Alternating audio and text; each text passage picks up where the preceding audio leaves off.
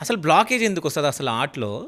So cholesterol deposition, calcium deposition వల్ల అవుతుంది. అది ఎందుకు అవుతుంది అంటే generally people who ever are obese, చాలా లావు ఉన్నారు, డయాబెటీస్ అన్కంట్రోల్గా ఉంది, బ్లడ్ ప్రెషర్ ఉంది, స్మోక్ చేస్తూ ఉన్నారు, వీళ్ళందరిలో బాడీలో ఒక ఇన్ఫ్లమేషన్ ఉంటుందండి. ఓకే. ఆ ఇన్ఫ్లమేషన్ వల్ల ఏమవుతుందంటే హార్ట్ ఆర్టరీస్కి ఒక లైనింగ్ ఉంటుంది, ఎండోథీలియం అని, అది డిస్రప్ట్ అవుతుంది. ఓకే. ఆ డిస్రప్ట్ అయ్యే ప్లేస్లో కొలెస్ట్రాల్ డిపాజిషన్ ఇవన్నీ స్టార్ట్ అవుతాయి. ఆ కొలెస్ట్రాల్ మీద కాల్షియం డిపాజిట్ అవుతుంది. సో ఇనీషియలీ ఉన్న సాఫ్ట్ ప్లాక్ అంటాం దాన్ని, కొలెస్ట్రాల్ డిపాజిట్ని ప్లాక్ అంటాం.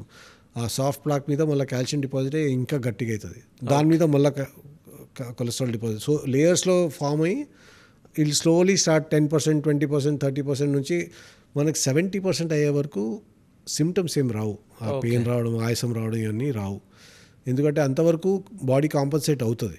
70% దాటిందంటే then you start developing symptoms of chest pain, breathlessness ఇవన్నీ అప్పుడు స్టార్ట్ అవుతాయి. ఓకే. సో అందుకే ట్రీట్మెంట్లో కూడా స్టెంట్ కానీ బైపాస్ కానీ చేయడము ఓన్లీ 70% దాటితే తప్ప మనం చేయము.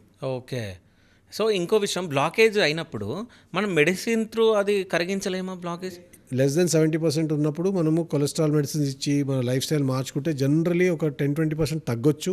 ఓకే. తగ్గకపోయినా పెరగడం స్లో డౌన్ అయిపోతుంది. So at least you can control it to a large extent. Okay.